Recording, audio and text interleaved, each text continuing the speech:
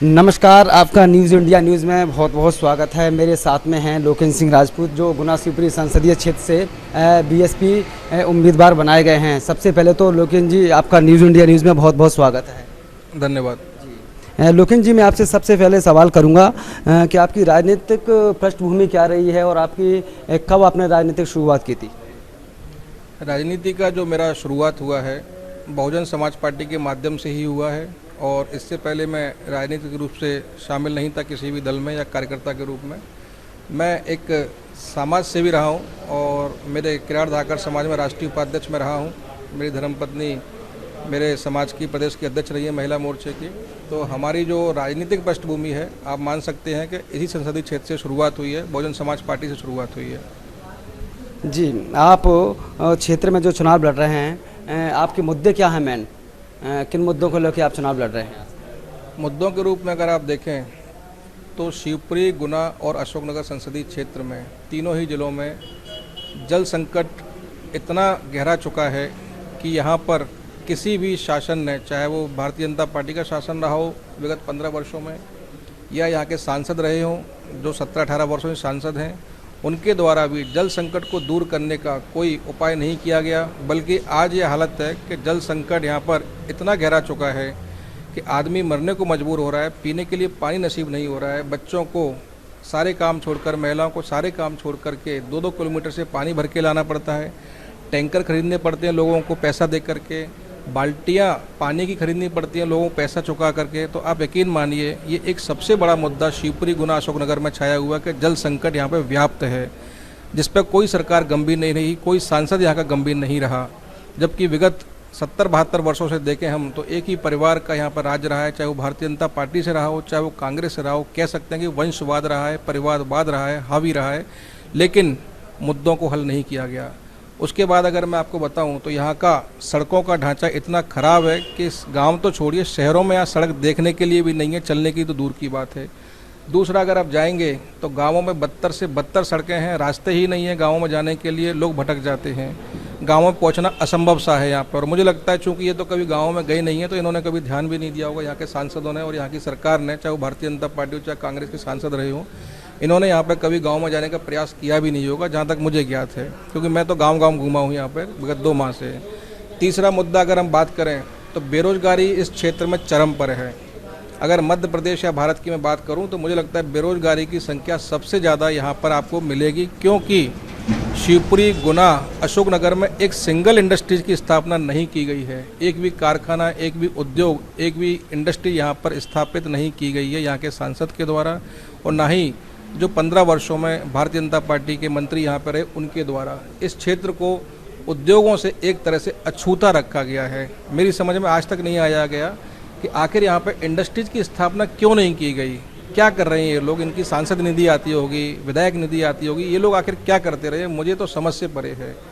चौथा अगर मुद्दा बात करूँ मैं आपको यहाँ पर, तो यहाँ किसानों की हालत बद से बदतर हो चुकी है, क्योंकि सिंचाई के लिए पर्याप्त पानी की व्यवस्था नहीं की गई है।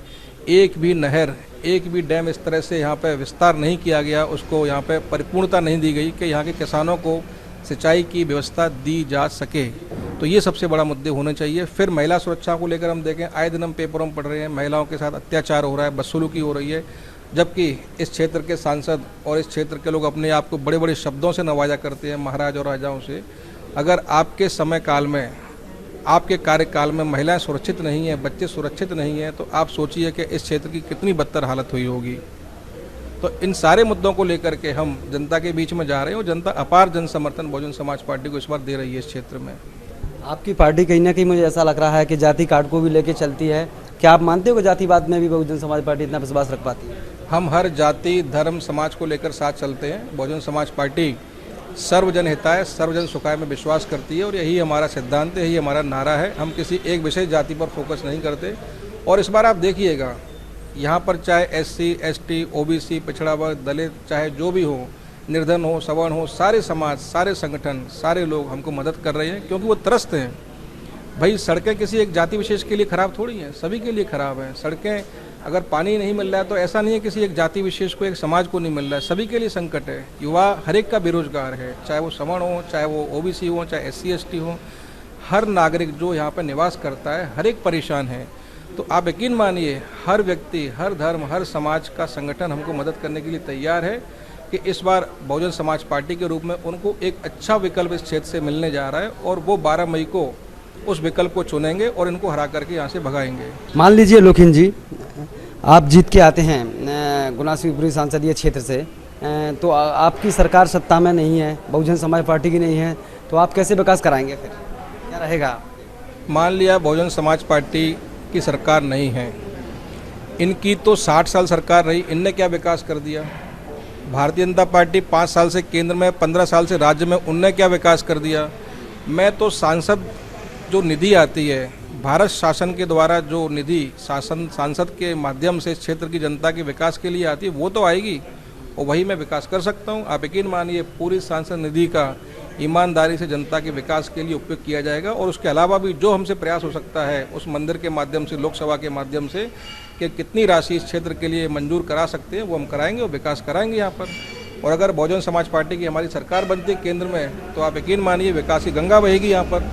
ये सोच भी नहीं सकते कि पिछले 72 सालों में जो इन्होंने विनाश किया है, हम बताएंगे अगले 5 साल में विकास होता कैसे क्षेत्र का।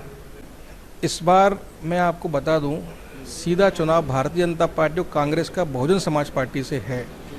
इस बार बहुजन समाज पार्टी इतनी ताकत के साथ चुनाव लड़ रही है, एक एक कार्यकर्ता हमारा जागृत हो चुका है। दूसरा, मैंने बताया ना, आप भारतीय जनता पार्टी के प्रत्याशी को देखिए, ऐसा नहीं लगता कि महल के द्वारा ही प्रत्याशी उतारा गया है। पहले मैं सुनता रहता था कि भाई अगर कांग्रेस से महल से आ रहा है तो बीजेपी से कोई कमज़ोर प्रत्याशी आ जाता है, बीजेपी से महल से कोई आ रहा है तो कांग्रेस से कमज़ोर प्रत्याशी आता है। ये प्रत्यक्ष हमने देख लिया और कहते हैं ना, प्रत्यक्षम प्रमाणम किम करोमि। अगर आप जाएं तो भारतीय जनता पार्टी ने ऐसा प्रत्याशी उतार दिया है जो विगत पूरा जीवन कांग्रेस में उनका रहा और हमेशा सिंधिया के लिए वो नारे लगाते रहे और उस घर परिवार के लिए वो कार्य करते रहे। कैसा महसूस होगा लोगों को कि वो आखिर कैसे लड़ सकता है उस परिवार से, उस सिंधिया जी से। ठीक है, उनकी पार्टी ने उतारा है, लेकिन इस बार यकीन मानिए हम सबके लिए चुनौती है। बहुजन समाज पार्टी दोनों पार्टियों के लिए एक बड़ी चुनौती है गुना संसदीय क्षेत्र पर, और बहुजन समाज पार्टी को जनता का अपार समर्थन मिल रहा है और जनता पूरे उत्साह के साथ बहुजन समाज पार्टी के समर्थन में वोट करेगी आगामी 12 मई को। लोकेन जी, मैं बात करूं, कल आपने नामांकन के दौरान आपने एक सवाल दांगा था लोगों के बीच में कि 57 से जिनके खून में बसी जो गद्दारी, आपका क्या कहने का मकसद था? जनता बखूबी जानती है कि 1857 में जब इस देश की एक वीरांगना रानी लक्ष्मीबाई इस देश को, इस राष्ट्रभूमि को आज़ाद कराने के लिए निकली थी, तो किस घराने ने, किस वंश ने उनका समर्थन नहीं किया गया। और दुनिया जानती है कि ग्वालियर का घराना था, उस घराने ने उस वीरांगना का समर्थन नहीं किया। अगर समर्थन किया होता तो आज देश 90 साल पहले आज़ाद हुआ होता।